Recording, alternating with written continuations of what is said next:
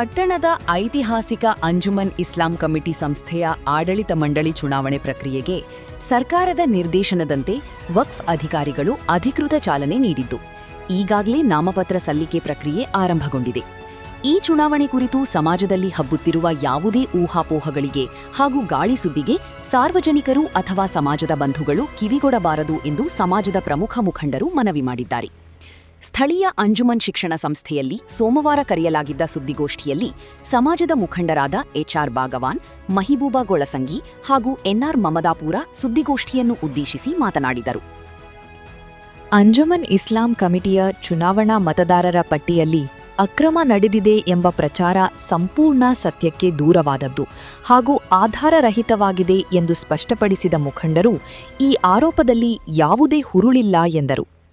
ನಿಗದಿತ ನಿಯಮಾನುಸಾರವೇ ಮತದಾರರ ಪಟ್ಟಿ ಪರಿಷ್ಕರಣೆ ಮಾಡಲಾಗಿದ್ದು, ಪ್ರಸ್ತುತ ಪಟ್ಟಿಯಲ್ಲಿ ಒಟ್ಟು 2625 ಮತದಾರರು ಇರುತ್ತಾರೆ. ಈ ಕುರಿತು ಯಾವುದೇ ರೀತಿಯ ತಕರಾರುಗಳು ಇರುವುದಿಲ್ಲ ಎಂದು ತಿಳಿಸಿದರು. ಮುದ್ದೇಬಿಹಾಳದ ಅಂಜುಮನ್ ಸಂಸ್ಥೆಯು 1936ರಲ್ಲಿ ಸ್ಥಾಪನೆಗೊಂಡಿದ್ದು, ತದನಂತರ 1963ರಲ್ಲಿ ವಕ್ಫ್ ನಿಯಮದ ಪ್ರಕಾರ ವಿಲೀನಗೊಂಡು ಇಲ್ಲಿಯವರೆಗೆ ನಿಯಮಾನುಸಾರ ಚುನಾವಣೆಗಳ ಮೂಲಕವೇ ಆಡಳಿತ ಮಂಡಳಿ ಸದಸ್ಯರನ್ನು ಆಯ್ಕೆ ಮಾಡಿಕೊಂಡು ಬರಲಾಗಿದೆ. ಪ್ರಸ್ತುತ ಘೋಷಣೆಯಾಗಿರುವ ಚುನಾವಣೆಯನ್ನು ಅಧಿಕಾರಿಗಳು ಸಂಪೂರ್ಣ ಪಾರದರ್ಶಕತೆಯಿಂದ ನಡೆಸಬೇಕು. ಅಲ್ಲದೆ ಸಮಾಜದಲ್ಲಿ ಸುಳ್ಳು ಸುದ್ದಿ ಹಾಗೂ ಗಾಳಿ ಸುದ್ದಿಗಳನ್ನು ಹಬ್ಬಿಸಿ ಗೊಂದಲ ಸೃಷ್ಟಿಸುವವರ ವಿರುದ್ಧ ಕಾನೂನು ರೀತ್ಯ ಕಠಿಣ ಕ್ರಮ ಕೈಗೊಳ್ಳಬೇಕು ಎಂದು ಮುಖಂಡರು ಒತ್ತಾಯಿಸಿದರು. ಮುದ್ದೇಬಿಹಾಳದ ಅಂಜುಮನ್ ಇಸ್ಲಾಂ ಸಂಸ್ಥೆ 1936ರಲ್ಲಿ ಜನ್ಮ ತಾಳಿದಂಥ ಸಂಸ್ಥೆ. ಕರ್ನಾಟಕ ರಾಜ್ಯ ವಕ್ಫ್ ಬೋರ್ಡ್ 1963ರಲ್ಲಿ ಅಸ್ತಿತ್ವಕ್ಕೆ ಬಂತು. ಆದರೆ 1936ರಲ್ಲಿ ಈ ಸಂಸ್ಥೆ ಅಸ್ತಿತ್ವಕ್ಕೆ ಬಂತು. ಈ ಸಂಸ್ಥೆಗೆ ತಂದೆ ಆದಂಥ ಬಯಲಾ ನಿಯಮಾವಳಿ ಇದೆ. ಹೀಗಾಗಿ ಈ ಮೊದಲು ಜನಸಂಖ್ಯೆ ಕಡಿಮೆ ಇತ್ತು. 5 ವಾರ್ಡ್ಗಳಲ್ಲಿ ಹೊರಪೇಟೆ, ನಡುಪೇಟೆ, ಸೊಡ್ಡೆಗಲ್ಲಿ, ಔಟಿಗಲ್ಲಿ, ಮೇಲಿನೋಣಿ ಅಂತ ಹೇಳಿ 25 ಜನ ಸದಸ್ಯರನ್ನ ಆರಿಸುವಂತ ಒಂದು ಪ್ರಕ್ರಿಯೆ ನಡೀತಾ ಇದೆ. ಕಮರುದ್ದೀನ್ ಸಾಬ್ ಮೊಮಿನ್ ಈ ಸಂಸ್ಥೆಯ ಪ್ರಥಮ ಅಧ್ಯಕ್ಷರು. ಈ ಸಂಸ್ಥೆ ಮುಂದೆ ಸರ್ಕಾರದ ವಕ್ಫ್ ಬೋರ್ಡ್ ಅಸ್ತಿತ್ವಕ್ಕೆ ಬಂದ ಮೇಲೆ ಧರ್ಮಸಿಂಗ ಮುಖ್ಯಮಂತ್ರಿ ಇದ್ದಾಗ ಎನಿ ಮುಸ್ಲಿಂ ಇನ್ಸ್ಟಿಟ್ಯೂಷನ್ ಮಸ್ಟ್ ವಕ್ಫ್ ಬೋರ್ಡ್ ಅಂತ ಹೇಳಿ ಒಂದು ಕಾಯ್ದೆ ಆಯಿತು. ಅದರಲ್ಲಿ ನಮ್ಮ ಅಂಜುಮನ್ ಇಸ್ಲಾಂ ಸಂಸ್ಥೆ ವಕ್ಫ್ ಬೋರ್ಡ್ಗೆ ಮರ್ಜ್ ಆಯಿತು. ಮಾಜಿ ಅಧ್ಯಕ್ಷರಂತ ಎ ಮಕಾಂದ್ ಅವರ ಆಡಳಿತ ಅವಧಿಯೊಳಗೆ ನಮ್ಮ ಅಂಜುಮನ್ ಸಂಸ್ಥೆಯನ್ನ ಇದರಲ್ಲಿ ವಕ್ಫ್ ಬೋರ್ಡ್ ನಲ್ಲಿ ಏನದ ಅದನ್ನು ಮರ್ಜ್ ಮಾಡಲಾಯಿತು. ಅದಾದ್ಮೇಲೆ ವಕ್ಫ್ ಬೋರ್ಡ್ ನಿಯಮಾವಳಿ ಅಂತಾನೆ ಈ ಚುನಾವಣೆಗಳು ನಡೀತಾ ಇದೆ. ಈ ಅಂಜುಮನ್ ಇಸ್ಲಾಂ ಸಂಸ್ಥೆ ಈ ಬೈಲಾನ್ ತಗೊಂಡ್ಕೊಂಡು ಸಾಕಷ್ಟು ಸಂಸ್ಥೆಗಳು ಇವತ್ತು ಜನ್ಮ ತಾಳಿ ಬಹು ವೈಭವದಿಂದ ಸಂಸ್ಥೆ ನಡೆಸ್ತಾ ಇದ್ದಾರೆ. ದುರದೃಷ್ಟವಶಾತ್ ಈ ಚುನಾವಣೆ ಪ್ರಕ್ರಿಯೆಗಳು ವಿಳಂಬವಾಗ್ತಾ ಇದೆ. ಕರ್ನಾಟಕ ರಾಜ್ಯ ವಕ್ಫ್ ಬೋರ್ಡ್ ಉದಾಸೀನತೆನೇ ಇದಕ್ಕೆ ಕಾರಣ ಅಂತ ಹೇಳಿ ನಾ ಹೇಳ್ತೀನಿ. ಅದಕ್ಕಿಂತ ಮುಖ್ಯವಾಗಿ ನಮ್ಮ ವಕ್ಫ್ ಅಧಿಕಾರಿ ಅದರ ತಬಸ್ಸುಮ್ ಅವರು ಈ ಹಿಂದೆ ಕೂಡ ಚುನಾವಣೆ ಪ್ರಕ್ರಿಯೆ ನಡೆಯಬೇಕಾಗಿತ್ತು. ಅದು ಅವರ ನಿಷ್ಕಾಳಜಿತನದಿಂದ ಈ ರೀತಿ ಚುನಾವಣೆ ಪ್ರಕ್ರಿಯೆಗಳು ಮುಂದುವರ್ತಾ ಬಂದಿವೆ. ಇದಾದ್ಮೇಲೆ ಇಲಿಯಾಸ್ ಅಹಮದ್ ಇಸಾಮದಿ ಕರ್ನಾಟಕ ರಾಜ್ಯ ವಕ್ಫ್ ಕಾರ್ಯನಿರ್ವಾಹಕ ಅಧಿಕಾರಿಗಳು ಅಧಿಕಾರಿಸಿಕೊಂಡಾರ. ಅವ್ರು ಬಂದ ಮೇಲೆ ಸರಿಸುಮಾರು 56 ಸಂಸ್ಥೆಗಳು ಎಲೆಕ್ಷನ್ ಆಗಿ ಈಗಾಗಲೇ ಅಸ್ತಿತ್ವಕ್ಕೆ ಬಂದಿದೆ. ಈ ದೊಡ್ಡ ಸಂಸ್ಥೆ, ಶಾಲೆ, ಕಾಲೇಜು ಎಲ್ಲ ಇರುವಂತಹ ಒಂದು ಸಂಸ್ಥೆ. ಈ ಸಂಸ್ಥೆಯ ಚುನಾವಣೆ ಪ್ರಕ್ರಿಯೆ ಈಗಾಗಲೇ ನೋಟಿಫಿಕೇಶನ್ ಆಗಿದೆ. ಕರ್ನಾಟಕ ರಾಜ್ಯ ವಕ್ಫ್ ಬೋರ್ಡ್ ವೇಳಾಪಟ್ಟಿ ಕೂಡ ಬಿಡುಗಡೆ ಆಗಿದೆ. ಈ ವೇಳಾಪಟ್ಟಿ ಪ್ರಕಾರ ಇದು 23 ಜುಲೈ 2026 11 ಗಂಟೆಯಿಂದ ಶುರುವಾಗಿ ಇದು ಎಲ್ಲಿಗೆ ಅಂದ್ರೆ 19 ಆಗಸ್ಟ್ ತನಕ ಇದು ಸಂಪೂರ್ಣ ಮುಕ್ತಾಯ ಆಗ್ತೈತಿ. ನಾಮಪತ್ರ ಸಲ್ಲಿಸುವುದಾಗಲಿ, ನಾಮಪತ್ರ ಪರಿಶೀಲಿಸುವುದಾಗಲಿ, ಆಮೇಲೆ ನಾಮಪತ್ರ ಹಿಂಪಡೆಯುವುದಾಗಲಿ, ಕಣದಲ್ಲಿ ಉಳಿದಂತ ಅಭ್ಯರ್ಥಿಗಳನ್ನ ತೆಗೆದುಕೊಂಡು ಚುನಾವಣೆ ನಡೀತಾ ಇದೆ. ಅಂತಂದ್ರೆ ಸುಮ್ಮನೆ ಊಹಾಪೋಹಗಳಿಗೆ ಈಗಾಗಲೇ ಚುನಾವಣೆ ಪ್ರಕ್ರಿಯೆ ನಡೀತಾ ಇದೆ. ನಗರದ ಎಲ್ಲ ಮಸೀದಿಗಳಲ್ಲಿ ಇದರ ಅನೌನ್ಸ್ಮೆಂಟ್ ಆಗ್ತಾ ಇದೆ. ವೃತ್ತಪತ್ರಿಕೆಗಳಲ್ಲಿ ಈ ಬಗ್ಗೆ ಆಡಳಿತಾಧಿಕಾರಿಗಳು ಏನಾಗಿದೆ ಅಂದ್ರೆ ಅಪರ ಜಿಲ್ಲಾಧಿಕಾರಿ ಹೌದಾಮ್ ಅವರು ಈ ಚುನಾವಣೆ ಅಧಿಕಾರಿಗಳಾಗಿದ್ದಾರೆ. ಆಮೇಲೆ ನಿರ್ವಾಚನಾಧಿಕಾರಿಗಳಿಗೆ ಸಹಾಯಕ ಚುನಾವಣಾಧಿಕಾರಿಗಳಲ್ಲಿ ವಕ್ಫ್ ಕೇರ್ ಟೇಕರ್, ನಮ್ಮ ಅಂಜುಮನ್ ಸಂಸ್ಥೆ ಕೇರ್ ಟೇಕರ್ ತಬಸ್ಸುಮ್ ಅದಾರ. ಅವರ ನಿರ್ವಾಚನ ಕಾರ್ಯದಲ್ಲಿ ಈ ಪ್ರಕ್ರಿಯೆ ನಡೀತಾ ಇದೆ. ಈ ಮಧ್ಯ ಪತ್ರಿಕಾ ಹೇಳಿಕೆಗಳು, ಟಿವಿ, ಇದು ಲೋಕಲ್ ಚಾನೆಲ್ ನಲ್ಲಿ ಹೇಳಿಕೆ ಪ್ರತಿಗಳಿರೋದ್ರಿಂದ ಜನ ನಾಮಪತ್ರ ಸಲ್ಲಿಸಲು ಹಿಂದೇಟ್ ಹಾಕ್ತಾ ಇದ್ದಾರೆ. ಹಿಂದೇಟ್ ಹಾಕುವಂತ ಪ್ರಶ್ನೆ ಉದ್ಭವಿಸುವುದಿಲ್ಲ. ಈಗಾಗಲೇ ವಕ್ಫ್ ಬೋರ್ಡ್ ಫೈನಲ್ ಅದು ಚುನಾವಣೆಯ ಘೋಷಣೆ ಆಗಿದೆ ಅಂದ್ರೆ ನಾಮಪತ್ರ ಆಸಕ್ತ ಅಭ್ಯರ್ಥಿಗಳು ನಾಮಪತ್ರ ಸಲ್ಲಿಸ್ತಾರ. ಆ ಚುನಾವಣೆ ವೇಳಾಪಟ್ಟಿಯಂತೆ ಅವು ಈ ಪರೀಕ್ಷೆಗಳು ನಡೀತಾವು. ಆ ಪ್ರಕಾರ ಜನರು ಇಂಥ ಸುಳ್ಳು ಸುದ್ದಿಗಳಿಗೆ, ಊಹಾಪೋಹಗಳಿಗೆ ತಲೆ ಕೊಡಬಾರದು. ಯಾರು ಅಂಜುಮನ್ ಸಂಸ್ಥೆಗೆ ನಾಮಪತ್ರ ಸಲ್ಲಿಸಿ ಆಯ್ಕೆ ಬಯಸ್ತಾರೆ ಅವರೆಲ್ಲ ನಾಮಪತ್ರ ಸಲ್ಲಿಸಬೇಕು. ಈ ಇಂಥ ಗಾಳಿ ಮಾತಿಗೆ ಊಹಾಪೋಹಗಳಿಗೆ ಅದು ಕಿವಿಗೊಡಬಾರ್ದು ಅಂತ ಹೇಳಿ ಸಮಸ್ತ ಮುದ್ದೇಬೇಳದ ಅಂಜುಮನ್ ಇಸ್ಲಾಂ ಸಂಸ್ಥೆ ಈಗಾಗಲೇ ಸದಸ್ಯತ್ವ ಪಡೆದಂತ ಎಲ್ಲ ಸದಸ್ಯರಲ್ಲಿ ನಾನು ಮನವಿಯನ್ನ ಮಾಡ್ಕೊಳ್ತಾ ಇದ್ದೀನಿ. ಮಾಡ್ಯಾರ ಎಲ್ಲಿ ವಕ್ ಬೋರ್ಡಿಗೆ ವಕ್ ಬೋರ್ಡಿಗೆ ನೀವು ಇದ್ರಾಗ ಒಂದ್ ತಪ್ಪಿತ್ತಂದ್ರೆ 15 ದಿವಸ ನಮ್ಮ ಬೋರ್ಡ್ನಾಗ ಹಚ್ಚಾರ. ಇದ್ರಾಗ ಯಾವಾದ್ರೂ 2 ನಂಬರ್ ಆಗಿದ್ದರೆ ನೀವು ಬಂದು ಆಕ್ಷೇಪಣೆ ಸಲ್ಲಿಸ್ರಿ ಅಂತೀರಿ. ಯಾರು ಆಕ್ಷೇಪಣೆ ಸಲ್ಲಿಸಿಲ್ಲ, ಒಬ್ರು 2 ನಂಬರ್ ಆಗಿಲ್ಲ ಅಂತ ಅದ್ರ ರಿಕಾರ್ಡ್ ತರ್ತಾರ.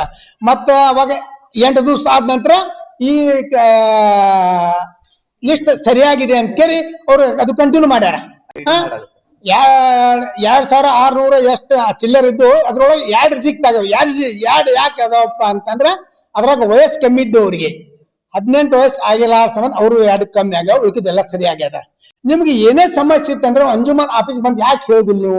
ನೀವು ತಪ್ಪು ಮಾಡಾಕತ್ತೀರಿ, ಇದು ಕರೆಕ್ಟ್ ಮಾಡತ್ ನೀವು ಡೈರೆಕ್ಟ್ ಹೇಳ್ರಿ. ಬೆಂಗಳೂರದವ್ರು ಮುದ್ದೆ ಬೆಳಗ್ಗೆ ಬಂದಿದ್ದು ಗೊತ್ತಾಗ ಅಲ್ಲಿ ಏನ್ ಮಾಡ್ತಾರೆ, ತಕರಾರು ಪೇಪರ್ ಬಂದ ಬಿಡೋ ಪಾಸ್ ಬಿಟ್ಟು ಬಿಡ್ತಾರ. ದಯಮಾಡಿ ನಾನು ನಿಮಗೆ ಕೈ ಮುಗಿ ಕೇಳ್ಕೊತೀನಿ, ಅಂಜುಮನ್ ಹಾಲತ್ ನೋಡ್ರಿ. ಇಲ್ಲಿ ಇದು ಒಂದು ಸಾವಿರಾರು ಹುಡುಗರು ಓದು ಜಾಗದಾಗ ಬರೇ 20 ರಿಂದ 30 ಹುಡುಗರು ಅದಾವ. ಸಾಲಿ ಪರಿಸ್ಥಿತಿ ಹಂಗೈತಿ. ಆ ಹುಡುಗರು ಬದ್ದುವ ಏನು ನಿಮ್ಮ ಪಾಪ ತಟ್ಟೆ ಸದಸ್ಯ ಮಕ್ಕಳ ಶಾಪ ನಿಮ್ಗೆ ತಟ್ಟೆ ತಪ್ಸು ಮೇಡಮ್ ಒಂದೇ ವಿನಂತಿ ಮಾಡಿಕೊಳ್ಳುತ್ತಂದ್ರೆ ನೀವು ಹಾಗೂ ಬಂದ್ಗೆರೆ ಸರಿಯಾಗಿ ಇಲೆಕ್ಷನ್ ಮಾಡ್ರಿ. ಮುದ್ದೆ ಬಹಳ ಜನ ಎಲ್ಲಾರು ನಿಮಗೆ ಸಾಥ್ ಕೊಡ್ತದ, ಯಾರು ನಿಮ್ಮ ಅಪೋಸಿಟ್ ಯಾರು ಇಲ್ಲ, ಎಲ್ಲಾರು ನಿಮಗೆ ಸಾಥ್ ಕೊಡ್ತದ. ನೀವು ಬಂದ್ಕೆ ನಾಳಿನ ನಾಮಿನೇಷನ್ ಚಾಲು ಮಾಡ್ರಿ. ನಾಮಿನೇಷನ್ ಚಾಲು ಆಗ್ಯಾವ, ನಾಳೆ ಬಂದ್ಕೆ ನೀವು ನಾಮಿನೇಷನ್ ತಗೋರಿ, इलेक्शन मारने अंजुमान मंदी का कोट हो बड़ी इस मारने यार महात्मा इसके ताल्लुक से किया। तो लिहाजा आज क्या है, शहर मुद्देबिहाल के तमाम वासियों को मैं इल्तिमास करता हूं कि जो इलेक्शन का प्रोसेस शुरू है वो शुरू हो चुका है। लिहाजा ये अंजुमन इस्लाम कमेटी ये सिर्फ एक कमेटी नहीं बल्कि एक तालीमी इदारा है, एक मिल्लत का इदारा है, यहाँ पर इक्तिसादी इदारा है। ये तमाम क्या है, मुद्देबिहाल की आन बान शान है, ये हमारी एक नाक है। लिहाजा इसके ताल्लुक से दर्द तड़प एहसास चाहिए, क्योंकि 2012 में 12 से लेकर 18 तक 6 साल का वक्फा वो जाया हो चुका है, वो भी इसी वजह से, क्योंकि इसके लिए फिक्र ऐसी चाहिए, उसके लिए कोई इंतहा नहीं। लिहाजा यहाँ पे बच्चे पढ़ रहे हैं, हमारे यहाँ पर बच्चे तमाम बच्चे यहाँ पे तालीम हासिल कर रहे हैं, और हम भी इसी इदारे में हम तालीम पा चुके हैं। तो लिहाजा इसका पुरसान हाल कोई नहीं है। बराए करम बराए मेहरबानी अल्लाह के लिए, क्योंकि जिंदगी है जो सिर्फ 50 साल 60 साल 70 साल, इस तरह से हम क्या है दुनिया में जिंदगी बसर करते हैं, निकल जाते हैं। लेकिन जाते जाते हयात लेके चलो, कायनात लेके चलो, चले तो चलो सारा जहां लेके चलो। हम हमारे काम अच्छे होने चाहिए, रुकावटें को दूर करें, अल्लाह के लिए दूर करें, क्योंकि एक मिली इदारा है भाई, तालीम इदारा है, यहाँ पर बहुत सारे बच्चे पढ़ते हैं। आज हालत बहुत खराब है, जैसा कि हमारे माजी अध्यक्ष बोल चुके हैं, पहले जो तादाद थी काफी तादाद थी, इसके लिए बहुत सारे लोग कुर्बानी सैक्रिफाइस बलिदान दे चुके हैं हमारे पुरखों ने। इसके लिए बैतुल माल था, घरों में जाकर रोटियां लेकर इस इदारे को बनाने में अपना क्या है खून पसीना एक करके इस इदारे को एक महबूब तरीन इदारे को कायम किया है। लिहाजा मैं तमाम शहर मुद्देबिहाल के वासियों से इल्तिमास करता हूं, आप समझदार हैं, आप बखूबी वाकिफ हैं, यहाँ पे क्या है टीचरों की भर्ती करना है, हालात बहुत खराब हैं, इसीलिए आप क्या है सोचिए समझिए, अल्लाह का खौफ। जो इंसान खुदा को डरते हो दुनिया को नहीं डरता है, इसीलिए क्या है हमारे जो ख्यालात हैं पाक होनी चाहिए, शफाफ होनी चाहिए, डिप्लोमेटिक नहीं करना चाहिए, मुनाफिकत नहीं करना चाहिए, क्योंकि हम मजहब इस्लाम से ताल्लुक रखते हैं। ये सिर्फ क्या है अमली एतबार से हमें काम करना चाहिए। 18ರಲ್ಲಿ ವಕ್ಫ್ ಬೋರ್ಡ್ ಆರ್ಡರ್ ಪ್ರಕಾರ ಇಲೆಕ್ಷನ್ ಆಯ್ತು, ಅವಾಗ ಒಂದು ಕಮಿಟಿ ಆಯ್ಕೆ ಆದ್ರು. ಆ ಕಮಿಟಿ ಆದ ನಂತರ ಆ ಕಮಿಟಿಗೂ ಹಂಗ ತಕರಾರು ಮಾಡಿದ್ರು. ಆ ಕಮಿಟಿ ಅವ್ರು ಏನ್ ಮಾಡಿದ್ರಪ್ಪ ಅಂತಂದ್ರೆ ಬಹಳ ಒಳ್ಳೆ ಕೆಲಸ ಮಾಡ್ತಿದ್ರು. ಅವರು ಸ್ಮಶಾನ್ಗೆ ಇದು ಭೂಮಿ ತಗೋಬೇಕು, ಅವರು ಅದು ಖರೀದಿ ಮಾಡ್ಬೇಕು, ಅದನ್ನು ಪ್ರಯತ್ನ ರೊಕ್ಕ ಇರ್ತಾರೆ. ಅವರು ಗಬ್ಬೂರ್ ಮಕಾಂದಾರ ಮತ್ತು ಪಿಂಟು ಸಾಲಿಮಿನ್ ಹಾಕಿ ಒಂದು ಕಮಿಟಿ ಮಾಡಿ ಕಮಿಟಿ ಎಲ್ಲ ರೊಕ್ಕ ಇಟ್ಟಾರ, ಅವ್ರು ಅದು ಏನೂ ತಪ್ಪಿಲ್ಲ. ಮತ್ತು ಅವರು ಒಂದು ಜಮೀನು 3 ಎಕರೆ 11 ಗುಂಟೆ ಸಗರ್ ಅವರು ನಮ್ಮ ಅಂಜುಮನ್ ಸಂಸ್ಥೆಗೆ ಡೊನೇಟ್ ಮಾಡಿದ್ರು.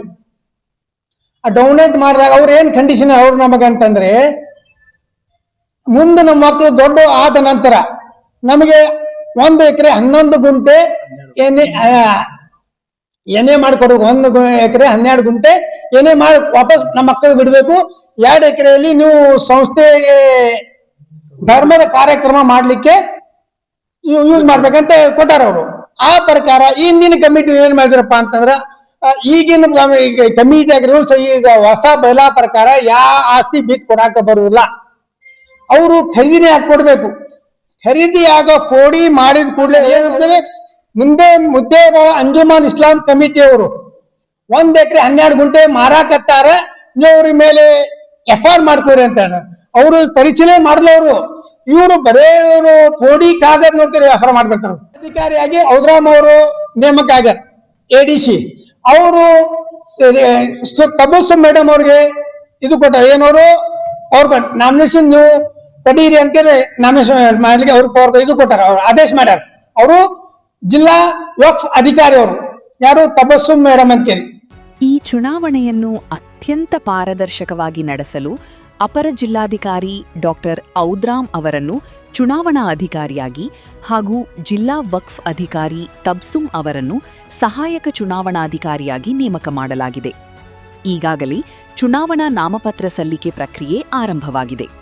ಪ್ರಮುಖ ದಿನಾಂಕಗಳು ಈ ಕೆಳಗಿನಂತಿವೆ. ಜುಲೈ 23 ನಾಮಪತ್ರ ಸಲ್ಲಿಕೆ ಪ್ರಾರಂಭ.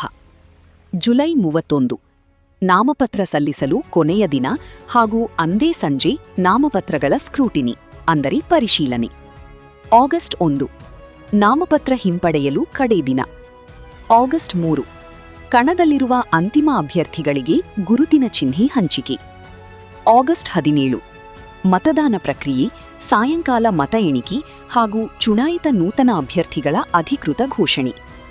ಆಸಕ್ತ ಹಾಗೂ ಅರ್ಹ ಅಭ್ಯರ್ಥಿಗಳು ನಿಗದಿತ ಕಾಲಮಿತಿಯೊಳಗೆ ನಾಮಪತ್ರ ಸಲ್ಲಿಸಬೇಕು ಎಂದು ಮುಖಂಡರು ವಿನಂತಿಸಿದರು. ಈ ಪತ್ರಿಕಾಗೋಷ್ಠಿಯಲ್ಲಿ ಜಬ್ಬರ್ ಗೂಲಂದಾಜ, ರೆಹಮಾನ್ ಹಳ್ಳೂರ, ಬಾಬು ಗೊಳಸಂಗಿ, ಮಲಿಕ್ ನದಾಬ್, ಅಸ್ಪಾಕ್ ಢವಳಗಿ, ಬುಡ್ಡಾ ಢವಳಗಿ, ರಂಜಾನ್ ನದಾಬ್, ಅಲ್ಲಾಭಕ್ಷ ಢವಳಗಿ ಸೇರಿದಂತೆ ಸಮಾಜದ ಗಣ್ಯರು ಹಾಗೂ ಹಿರಿಯ ಮುಖಂಡರು ಉಪಸ್ಥಿತರಿದ್ದರು.